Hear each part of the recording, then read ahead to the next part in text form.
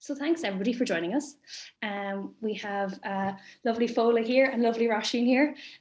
So they're gonna have a nice conversation about pretty much production and producing and a bit of Fodhla's career path and how she got to the strong and amazing position she's in at the moment. We were just chatting before this, and Fodhla is based between London and Kerry for the most part, but is in New York at the moment. So we're very delighted to have you here. You're in the safe hands of Roisín, who is a fantastic producer, programmer, and all-round industry mogul. You're gonna make her go red now. Man about town. A man about town, that's it exactly. So I will leave you to it. Roisín's going to keep an eye on the Q&A button, so you guys in the audience, if you have any questions, you can pop them in. She might check them at the end if something hasn't been covered. And so Roisín, over to you and enjoy. Thanks, Eve. My name's Roisín Geraghty, and I am a programmer and an emerging producer here in Ireland. Thank you so much to Eve and to the Kerry International Film Festival for allowing me to host this session today. I'm absolutely delighted to be interviewing Fodhla. Fodhla is a bit of an inspirational figure for us emerging Irish producers, so it's wonderful to have this conversation and learn a bit more about her background. So I'm going to start with Fodhla's bio, because I feel like outlining, kind of giving a quick overview of what you've done before we delve into your different films and your career path would be quite helpful. So Fodhla holds an MA in producing from the National Film and Television School and previously served on the board of BIFA. In 2019, she was named a BAFTA Breakthrough Brit, and in 2020, she received a BFI Vision Award. In 2012, her animated graduation film, Head Over Heels, premiered at the Cannes Film Festival and later won an Annie Award, the Cartoon d'Or, and was nominated for the Best Animated Short at the 85th Academy Awards. Her debut feature film, Lady Macbeth, starring Florence Pugh, premiered at the 2016 Toronto International Film Festival and was released to universal acclaim. In 2017, Lady Macbeth was nominated for Best British Film and Best Debut at the BAFTAs. It was nominated for 15 awards at the BIFAs and Best International Film at the Independent Spirit Awards. So that's quite a lot. The film won 5 BIFAs, Best Screenplay, Best Actress, Best Newcomer, Best Cinematography and Best Costume Design, and it won the Discovery Award at the European Film Academy Awards. Fodhla also produced the documentary feature My Generation with Sir Michael Caine, which premiered at the 2017 Venice Film Festival. And alongside the King's Speech producers Seesaw Films, Fodhla produced Ammonite with Kate Winslet and Saoirse Ronan from God's Own Country director Francis Lee. And most recently, Fodhla produced God's Creatures, which is a sophomore feature from Celia Davis and Anna Rose Homer of the Fits, which just premiered at the 2022 Cannes Film Festival. I imagine like that is such an incredible biography for someone of your age. I'm sure it's quite painful to listen to me read it out. But just before we start, I did want to give, obviously you've been running your own production company, 9 Daughters, since you started out. And just to give a little bit more information on your company, 9 Daughters is an independent film production company based in the UK and Ireland, which focuses on strong storytelling that transcends language and cultural barriers. And you develop and produce narrative, fiction, and feature documentaries for a worldwide audience. I figure that we might get some questions about the kind of work you focus on, so I thought it might be important to give that little overview before we start. But I suppose, thank you so much for joining us for this, Fodhla. This is great. But to start off, it'd be great to get a bit more information about your background, where you're from. Did you always have a passion for cinema? And when did you realize that you wanted to work in film? Well, thank you for that. I really appreciate it. And lovely to chat to you as well. Where I'm from Kerry. So I am from a small fishing village called Cremon, just outside Clorglim, where Puck Fair is, you know, festival where they put the goat up and stand for 3 days.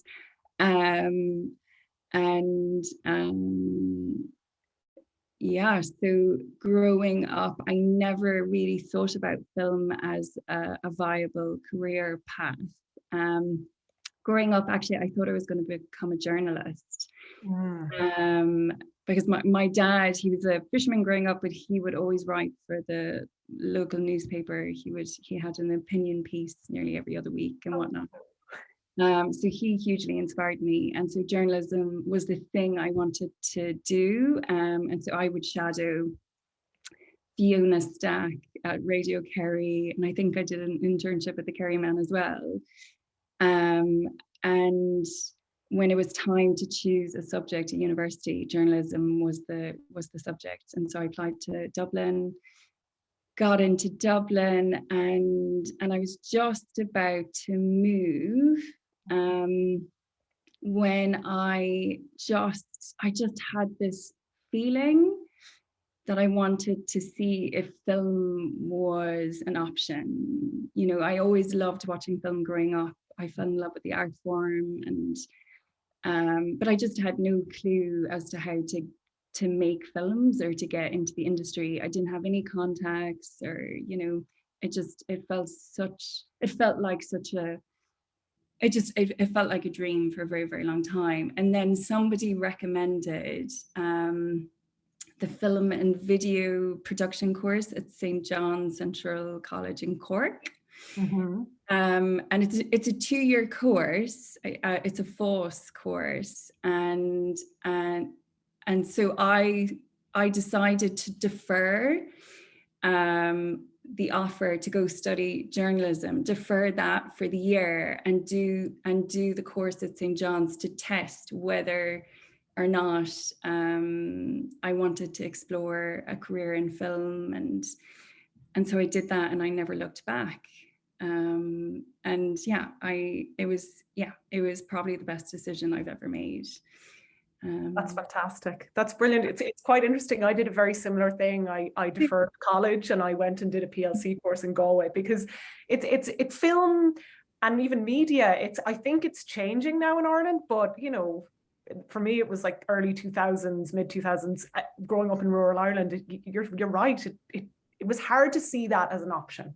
Whereas like now the film industry in Ireland is absolutely booming. And I think that word on that has trickled down to secondary school students. Well, I hope anyway, because hopefully, especially when you do that aptitude test when you're at secondary school. And the year that we did it, the majority of women were told nursing was the career path. Yes. And the majority of them were told engineering. Yeah. Which, you know, is helpful in order to like get you thinking about career in that way, and like, but it's so limiting at the same time, you know, and anything and everything should be a possibility for people. And but yeah, I had like, I think it was my art teacher, Mrs. Dowd, I think she's the one that I think recommended St. John's to me. And that's brilliant. You just kind of need one person that sort of shows you the way. Totally. And actually, and I suppose on that, like those colleges, further education colleges, are amazing for those kind of courses, and you can really dip your toe in and see if that's for you. Which obviously you went to St. John's and you really realized that film was the career path for you. So what happened next? I didn't finish the 2-year course. I left after a year, and I went to London, and I did a degree in film theory and video production.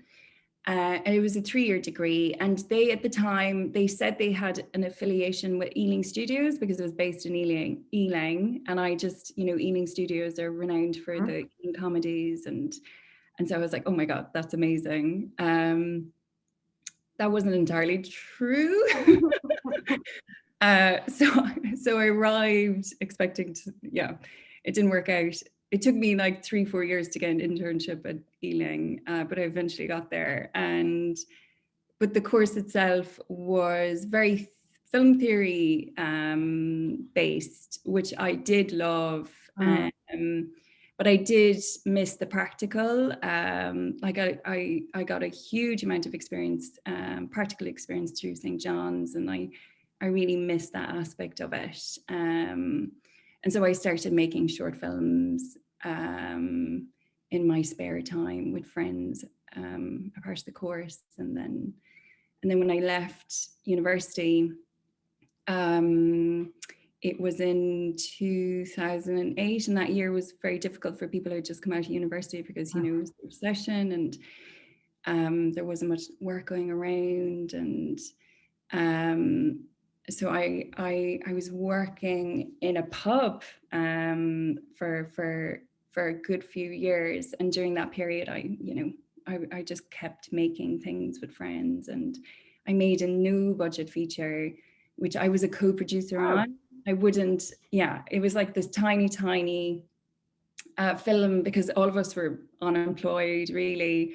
My friends are, you know, made up of actors and directors and writers, and all of us just came together and we just started making this film in our spare time. But then eventually I applied to the NFTS to do a master's, which is very much about the practical side of producing, and as well as the creative, of course, you get to learn about script development, and got in there, which was amazing because they only accept 8 people. Wow. 8 people a year. So I was very, very grateful and lucky to get in, you know, and loads of people at home because it's quite an expensive course, and they weren't giving out sponsorship to folks who were non-UK, non-British, but loads of people at home would post me checks. Oh. Like, honestly, it was the kindest thing, like from strangers. They had heard I had gotten into this film school that was quite prestigious. And so they knew, you know, because I'm from a working class background, and, you know, it was, yeah, they posted me letters and cards, just tokens, and it was just, yeah, it was really, really kind. Do you think they were aware of how much you had been working on your craft in advance of that? Because obviously you said that you'd been making films all the time while you were waitressing. So I don't know. I think there may have been a little article in the Kerry Man just going about the film school, which is lovely. And like the support at home is just immense. And, you know, I honestly, truly, I don't think I'd be here now if it wasn't for, you know, the generosity and kindness of those people. And but yeah, so it was just lovely, and it actually it helped me, it motivated me to figure out how to pay for it. So like you know, Bank of Ireland eventually gave me a very large loan to pay for it. That's brilliant. And then, so obviously I'm assuming when you were in the NFTS, you were probably making a lot of shorts, but obviously there's one short in particular that you made there that did incredibly well. Head Over Heels, which was 2012 that you made that film? We made it, 2011, 2012, finished it in 2012. It premiered at Cannes that year. And then it just, you know, it did a lot of festivals and whatnot. And it's kind of, it feels like the dream start. I'm sure to you it was kind of like, obviously it was a lot of work, you know, before you even got there. You'd made so many shorts, but like I actually just watched it the other day and I cried. I just thought it was so beautiful. It's a really affecting film. So it's really wonderful. So like, obviously I know you made this in the NFTS, but like, I kind of wanted to ask about how structurally maybe that worked, because did you know the director from one of the other courses? Like, how were you paired together, and how early did you get involved with that short film? From inception. Oh, wow. Yeah, so the NFTS is a bit like a studio because they have like 8 producers, 8 animation directors, 8 live action directors, 8 cinematographers, 8 production designers. And so Head Over Heels was our graduation piece. And so we came together to form a team to make the film together. And so myself and Tim, the director, he and I, we just got on like a house on fire, and we had very similar tastes, and yeah, we knew we'd work very, very well together. And so he and I developed the script together, and I also, he is, apart from being a really lovely man, he's also one of the most talented stop motion directors animators I've ever encountered. And I hadn't yet made a stop motion, and I was really keen to learn that, learn all about that. And and so he and I formed a team pretty early on and took it from there. That's brilliant. And obviously, as I said up at the top, the film was nominated for an Academy Award for Best Animated Short. Like, how was the experience of having such a success with, well, one of your first films? I know you've made a lot of shorts, but do you think it set you up for what was to come, or after the fact, or how generally was that experience? It must have been kind of overwhelming, but amazing. Mad. I think 15 of us from the film, 15 film students, just rocked up at the Oscars one day.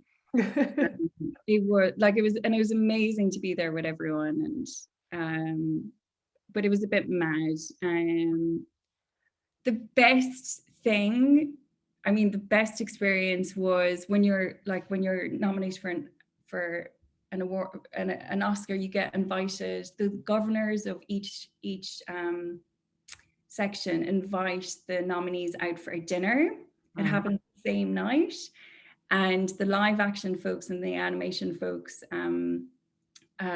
joined together, and so we had this massive dinner. There was about 40 people there. I was one of 2 women sat around this table, which was actually very disappointing to see, the lack of female face. Yeah, it's really disappointing. But the evening itself, you had these really experienced, really established directors, mostly, sitting around this table, and they all went round and told stories about how, they started. It was just so lovely hearing their experiences, and it felt like a real community. And we were there to celebrate the work itself, not ourselves, but the work. And it was just really beautiful. And that was my favorite thing about the whole Oscar thing, and in terms of what it did for me afterwards was, it wasn't this, magical, the door opens for you to go off your first feature film. It was more, it gave me the confidence in my own ability. I after that whole experience realized, actually, I'm okay at this, and I still have a lot to learn, but it's definitely possible. Actually, a quick additional question on that is how do you fund those films from the NFTS? Did you have to go out and fund that film yourself? No, so that's the brilliance. So the NFTS is like a studio in that way. So they give you of course, all the people are there to. Yeah. Oh, wow, that's really wonderful. That's great. Which is great, and obviously takes the pressure off, and you can just focus on the making. Yeah. So did you, you've sort of touched on this a little bit there, but you think that, having this film would just be your calling card once you finished up at the NFTS to get working on your first feature? Did it open doors, or am I being a bit too simplistic about that? No, it didn't. No, not in the way that I think you mean. But it what it allowed me to do was it was easier for me to introduce myself to agents and writers and directors. Yeah. I was able to lead with that and say, I made a short, it achieved this. Will you please talk to me now? And so it helped in that way. And so I was able to gain more access to writers and directors that I really admired. And then that's how God's Creatures came about, or not God's Creatures, Lady Macbeth. That's how Lady Macbeth came about. Because I had seen a short that I fell in love with, and it was just this 5-minute short film called Best that Will Oldroyd had directed, and loved it, and reached out to Will's agent, I think, or Will himself, but somehow we ended up grabbing lunch, which lasted about 4 or 5 hours. So that was just, it felt like we were really bonded. And at that stage, had you started your company Or were you just figuring out what you were doing? I did. And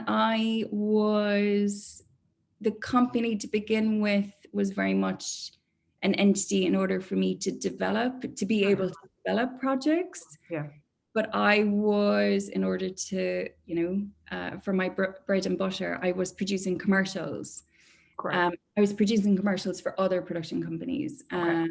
So, and I worked for brands like Stella Artois and Apple and HSBC, and, and so that was able, so it was great to be able to do that. And that's the side, I guess, that people don't see as much, that you're probably in the background doing 10 other jobs to keep things going as you develop your slate. So, it's multitasking. Oh yeah, for sure. I mean, I produced a commercial for a Japanese brand once, which was brilliant, and all the people involved were really great to work with. But the shoot was happening in Boston. My line producer was in LA. I was in London, and the brand was in Japan. And I remember just the time zones really. It was those are crazy ones to have to deal with. I remember I was sat in my living room in my pajamas, dialed into a voiceover recording at 4 o'clock in the morning to Japan, and not being able to speak a word of Japanese. And I was like, what am I doing? Honestly, truly. The glamorous life of a producer. I was like, what are you doing?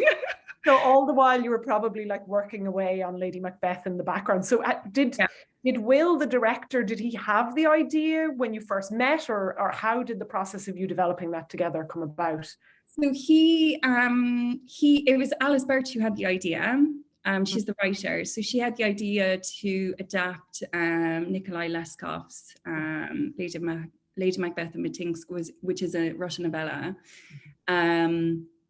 And she, at the time, had just written this one-page document. And after myself and Will met, he sent me the document, I read it, and then the three of us met up. And we talked through it and how we could envision it, developing it and whatnot, and then decided to team up. And so we started developing a treatment together, and then we sent that treatment to iFeatures, which at the time was the scheme for emerging filmmakers that was created by BBC Film, Creative England, BFI and Screen Skills, and then Great Point Media, an equity financer, came in later on. So this scheme was, I think it was maybe in its second year, still quite early days, but we were just like, let's just apply and see how we get on. And eventually they commissioned a screenplay, and then eventually we got through all the rounds and we were given production funding. So yeah, that was an experience. Which I'm sure, like, at the time felt like such a gift, but it is micro budget. Can I ask how much the budget was? It was £500,000. Wow, yeah, probably maybe from the outside maybe does not seem like that little money, but mounting a full cinematic production on that is no mean feat. So congratulations. Thanks. Especially one that achieves such success, Thank you. Yeah, I honestly, because I had come from zero money, I was like, give me the fire. Yeah, we can do it. And weirdly at the time, it felt possible, and we probably pulled that film off because we didn't have any experience of making films with an actual budget. Like, if I were handed 500 grand now to make a feature, I don't know if I'd be able to do it. Because I just don't know I'd be able to do that. And so especially when I think of that film, like, it's a fantastic film, and we obviously spoke a little bit at the beginning of the huge success that it had, but the cast is just fantastic. I'd love to just ask you a little bit about the casting process for that film. And not that I'm saying you discovered Florence Pugh, but it was one of her early roles. It was her second film.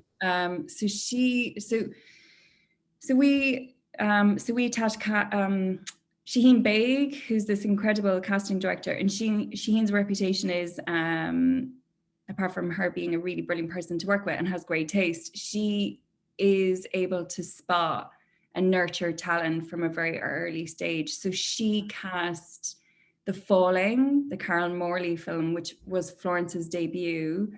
And so Shaheen's the person who spotted, Florence, and Shaheen said to us, you should really, audition this actor, and she's very talented and whatnot. And we did, and yeah, that's how she boarded Lady Macbeth. And wow, I guess she's one of the biggest actors out there now. She is, yeah, incredible. she deserves it. Yeah, she deserves it. Amazing.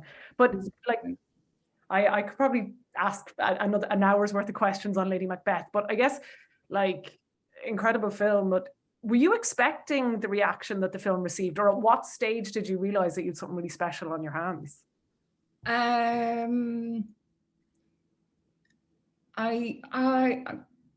I mean, we weren't expecting anything. We were just hoping to make our film and to make it on our terms, and we were able to achieve that. Us going to Toronto and for it to get the response that it got was, was amazing. But we had like gained enough in terms of like the film itself and the way I loved making that film, and it was just a joy, truly a joy. And even if the film hadn't traveled, I think we would have been content. Yeah. But of course, you want people to watch the work, not just for yourself, but for everyone else's. A lot of work went into that film, and a lot of work goes into every film. But yeah, it was great when that happened. Yeah. Oh, it's really just like a wonderful piece of film. But so your next film, which I imagine you were probably working on around the same time, but is, I guess, sort of a step into the documentary feature world, which is quite different, and like a different way of producing in terms of this kind of film. Like it's really wonderful. I watched it the other night in anticipation of this, but like it was such a fantastic encapsulation of the 60s.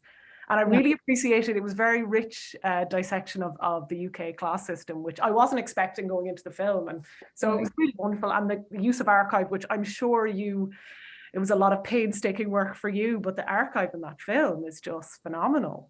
But can I ask kind of a little bit, how did you get involved with that? Because I believe that was your production company as well that produced that film. Yes, I came onto that project actually quite late. So I wasn't the instigator of that. It was already set up, and Ingenious were the main financier, and Simon Fuller, Simon Fuller being the person who, he created American Idol, those shows. He had raised the financing, and he had set up this project. And a few years in, for whatever reason, they weren't delivering an edit, the entire team, they weren't delivering an edit that they were very happy with. And so they felt like they needed another set of eyes on the cut. So David Batty, the director, got in touch with me and asked if I would come on board and essentially take over the production. And I did. And yeah, I'd never produced a documentary before. I'd never produced something so archive heavy. So it's a huge learning curve. And I had to learn how to slow down as well, because documentary doesn't have the same intensity as a live action film. So I had to learn how to be very patient. But yeah, again, I learned a huge amount, in particular around archive. But we had a fantastic archive producer, James, who, he found all that footage. So he did a brilliant job. Think you'd be interested in making more documentary features if the right one came your way? If the right one came my way, for sure, definitely. But yeah, there are far more talented documentary producers out there. who have dedicated their lives to making documentary, and so people should be going to them first, not me. Yeah. Well, it's interesting. It kind of leads me into my next sort of set of questions and your next film, because obviously as a producer, you know, you obviously are generating all the time ideas and developing your own projects, but you know, with my generation that came a bit later. And then your next film, Ammonite, that was, you co-produced that with another production company. So, and obviously that was quite a big film with big stars, you know, and Francis Lee, who, you know, did such a wonderful job with God's Own Country. But can you talk a bit about your involvement on that? Was it later stages that you came into that film, or was it quite early? And how did that all come about? I boarded that project during the first draft. Wow. It was still early days. But Ian Canning at CISO Productions, he reached out to me and asked if I would come on board. And yeah, so I said yes to him, and so the structure of that film was essentially, I was a producer for hire. It was a CISO production. But I get very involved even if I am a producer for hire, so it did feel very much like mine as well, which Ian would say too. But yeah, I really loved working with them, CISO in particular. They're just a powerhouse, and it was my first time working with another producer, really, and yeah, it was great to learn that the role can be split and shared, and the responsibilities can be divided up, and I don't have to do everything. Yeah, it was great to learn. And like, it's a real testament to you that like these really experienced producers and filmmakers are coming to you, you know, I presumably off the back of like your work on Lady Macbeth. So like, that's, you know, incredible. But in terms of that film, I was interested in that, like, obviously we discussed with Lady Macbeth, you know, Florence Pugh is in that film, Cosimo Jarvis, but this was a real, they weren't super famous at the time, but and Naomi Ackie, who's playing. Oh yes, of course, yeah. Yeah, she's wonderful in that film.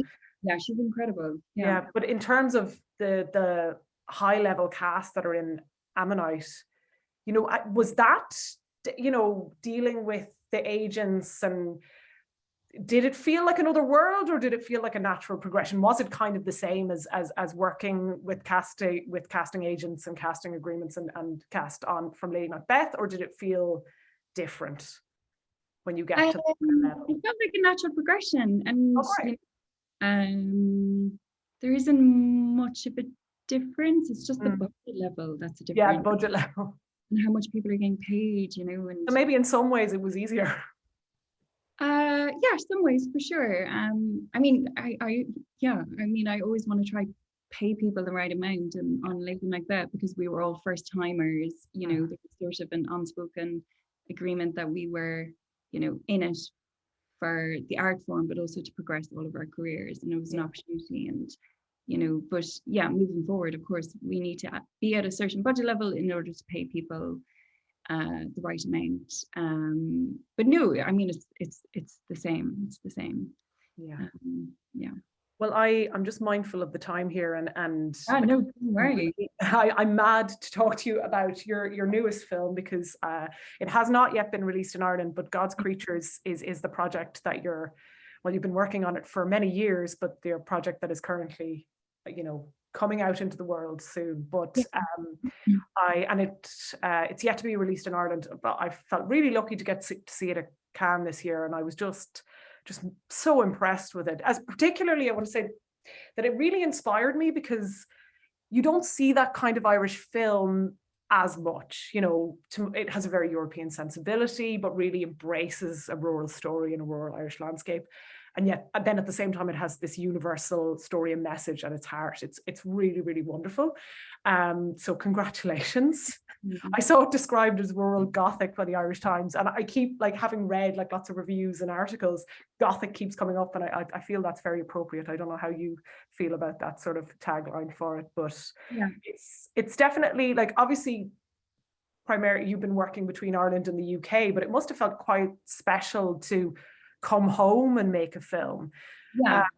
But can I ask, because, you know, there's a long story behind this film, which I know a little bit about, and again, it's hugely inspiring that, like, you generated this film right from, you know, date dot. This was your idea, and I'd love to hear more about the process of developing that film from the initial idea you had through to, you know, the actual production, because it's really, really brilliant.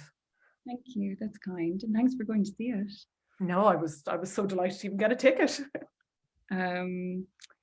Yeah, no, God's Creatures is the first project I've ever or started working on. Like, it predates Lady Macbeth, it predates Ammonite. But I very much wanted to tell a story about the world I'm from. And I had certain questions I was grappling with about where I'm from, and different stories I was hearing about how women in particular were being treated, especially if they made allegations of sexual assault, and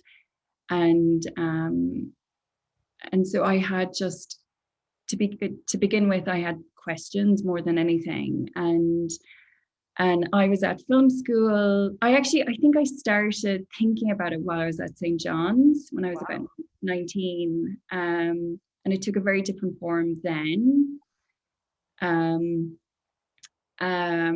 But then I was always working away on it as the years passed. And then when I was at the NFTS, a part of our, you know, main project, or one of the main projects, is an adaptation. And I was like, can I squeeze this in as an adaptation project for me to be able to work on it while I was at film school? And they agreed, and it was fine. But when I went to film school, Shane Crowley, who's the screenwriter of God's Creatures, who's a buddy of mine, I've known him since I was 12 years old. He had just finished a master's in historical research, and he had gotten in touch, and he was just updating me on his life, and he was telling me that he was going to head off to New Zealand, to cycle across New Zealand, take a bit of time out, and to just figure out what he wanted to do career-wise. And I was like, Grant, do what you need to do, Shane. Cycle across New Zealand, you're ridiculous, no bother. But just please stay in touch with me. And he would write me these emails, and I was just so blown away. I just thought he had one of the most unique and poetic voices I had ever read. And I wrote him one day and I said, have you ever considered becoming a writer?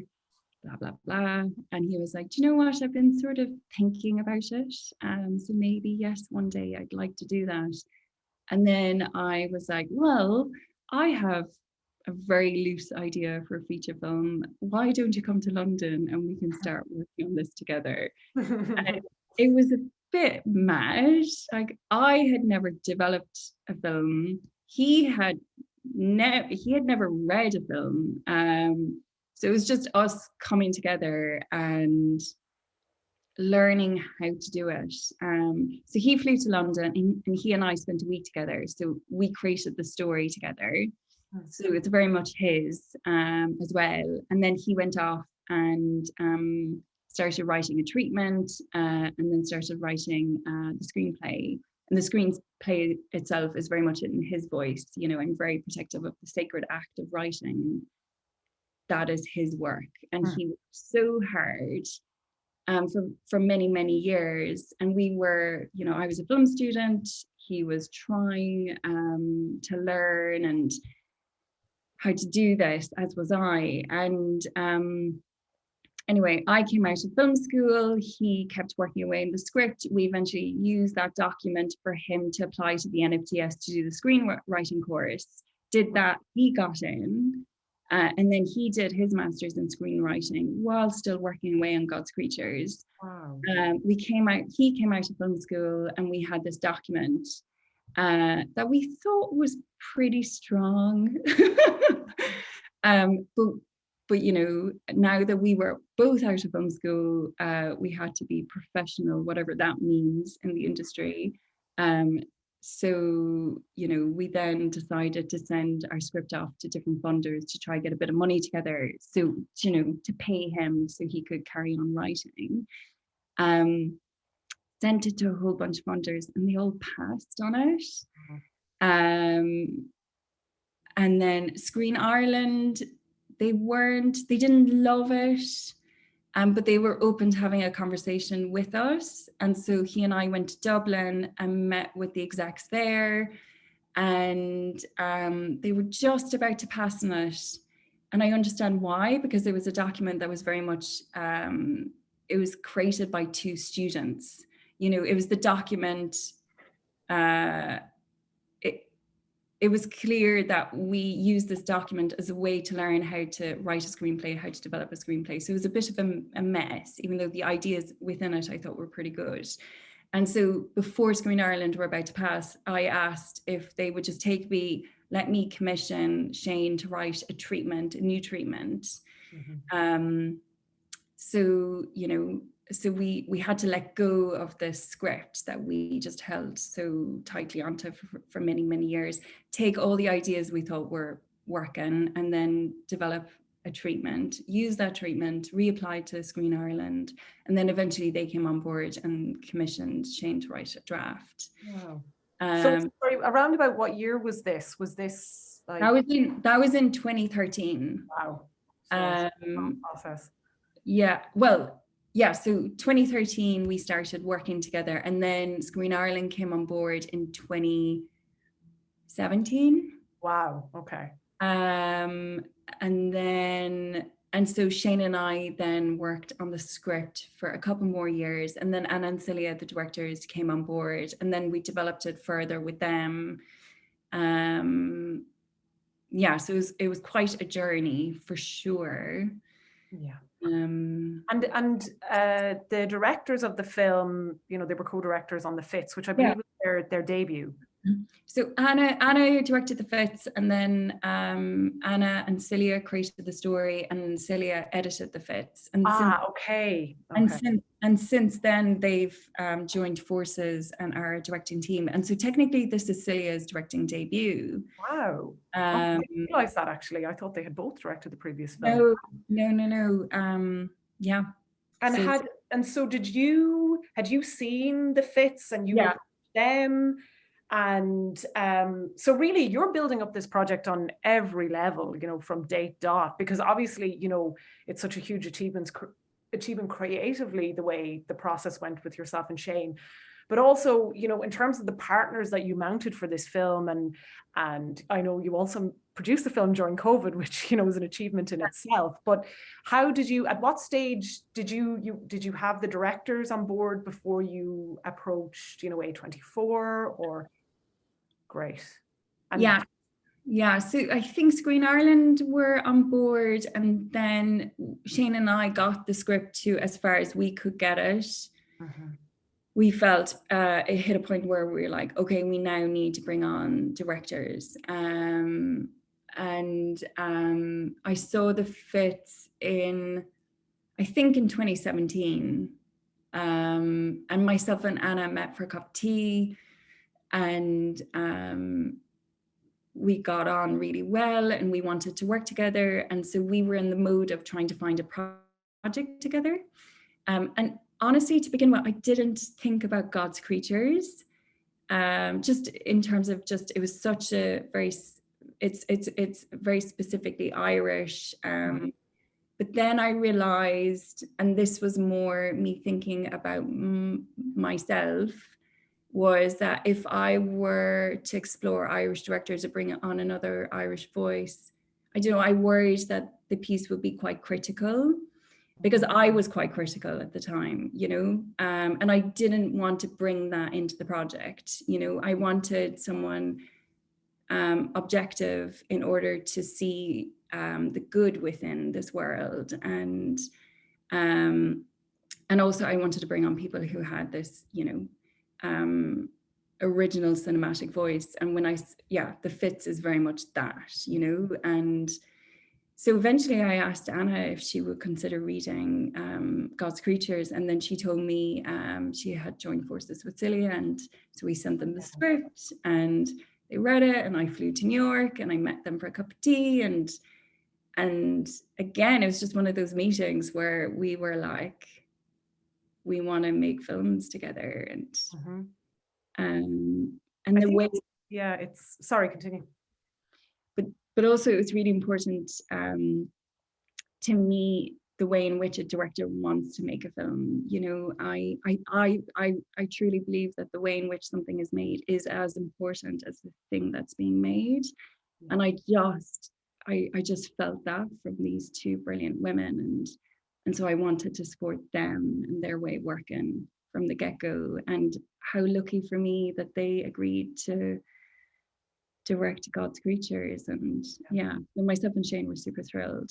I think it's actually an incredibly clever and intuitive sort of decision, because you have the insider voices with yourself and Shane, so sometimes you do need that more outsider perspective to tell this kind of story. I think in execution it worked so well with God's Creatures. Like, it's really, I'm excited for people to see it. I know you probably don't know exactly when people will see the film in Ireland, but hopefully in the next 6 months, or hopefully, we're working towards that for sure. But that's brilliant. Our priority is for folks at home to see it. Yeah, for sure. And obviously the film, I don't know if I mentioned at the beginning, but the film premiered at the Cannes Film Festival, which is hugely prestigious. So I hope it has a very long life. I think I do think that it feels to me like it's an important film for the Irish cinema canon, because to me it does have a different kind of sensibility that I'm not used to seeing as much in Irish films. So yeah, it's very exciting. Congratulations.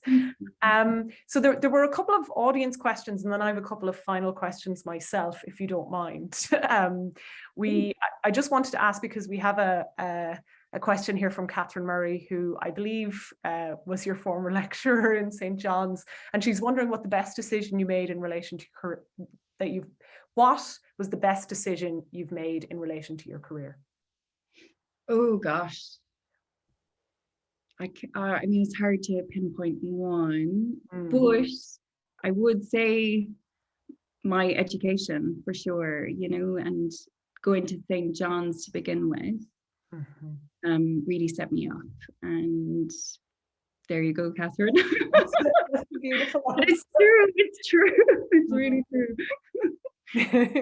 And you've spoken to this a good bit already, but could you speak a little bit more about the relationship you have with directors, or maybe how do you know? I guess it's probably a gut feeling. How do you know that this is the right writer, right director to work with? Obviously it's the basis of their work, but is there anything in particular? Could you speak to that a little bit about how you work with directors, and how you know it's the right person to work with? It is a gut feeling for sure. And how I work with directors, I mean, it's a bit like a marriage, really, to be honest. So it's very much a partnership, and and I'm there to support them no matter what. And in order to be able to do that with somebody, I need to believe in them as an artist and as a human, because essentially, at some point I become the facilitator of their vision, and I would hope during that process I'm facilitating someone who wants to work in a respectful and collaborative way. And so I do, to begin with, I do listen to my gut, but there's ways of checking people, and you can check in with other producers they've worked with. That is good advice. Always get a second opinion. Always get a second opinion for sure. And if I'm honest, there's an arrogance that comes with producing. You think you're the person who can change them. a bit like dating, I guess. But you just, yeah, you can't think like that. And really it's down to the individual to behave in a particular way. It's not the producer's responsibility to manage somebody else's behavior. Yeah. And I try to avoid that. Okay. I have two final questions from myself. The first one is, so, as we've discussed, you've worked with world-class actors and directors, your films have won numerous awards and been nominated for plenty more. But I'm wondering, what has been your one career highlight so far? That's another very difficult one. A career highlight? Yeah. Like, what is the one thing that you think the absolute highlight of your career? Oh my God. I mean, this sounds like a bit of a cop-out, but getting God's Creatures made. And being on set the very first day, especially, like, it took a very, very long time to get that film made for lots of different reasons. And then when COVID happened, we were meant to shoot 2020, that did not happen. And so the pressure was on to figure out how to make it a reality, and to be on set the very first day, during the height of COVID, that was a real highlight. I was just so grateful. And to be there with my team, to be there with Shane, to be there with Anna and Celia, it was just, I was really grateful. And yeah, that truly is the highlight for me. That's great. Yeah. And finally, I'm wondering what one piece of advice you'd give to filmmakers starting out in the industry. Filmmakers. Maybe I'll keep it a little bit more general, because I know we have more than just producers here in the audience. Yeah, a piece of advice starting out. Stay true to yourself, really. And also realizing you are in control of creating your own work, Like I never want to be reliant on anyone else for my income or for my work. And I think that's also one of the reasons why I started God's Creatures, because I was at film school and not many people wanted to work with me. So yeah, I sort of just like, I can do this if I really wanted to. And it's harder and it takes longer. But yeah, it's definitely within people's control to originate and to instigate projects, for sure. Yeah. Particularly if you're as patient as you are and you can bide your time. Like, it might have taken time for God's Creatures to be made, but it's here now, and like, it's your career highlight. So that's brilliant. Yeah. I think that's where we might leave it, unless you have anything else you want to add. No, thank you for doing this. I really appreciate it. No problem. Delighted. Very interesting for me as well to hear about all of the work that you've done. Very inspiring. So yeah, just with that, I guess I'll say thank you again to you, Fodhla, for taking the time to do this. And thank you so much to Eve and the Kerry International Film Festival. And well, I'm looking forward to seeing God's Creatures again, and I'm looking forward to Irish audiences getting to see the film, because I think it's going to be a real conversation starter. I hope so. But thank you, and thank you for everyone joining. Thank you. Bye everyone. Thanks a million. Bye.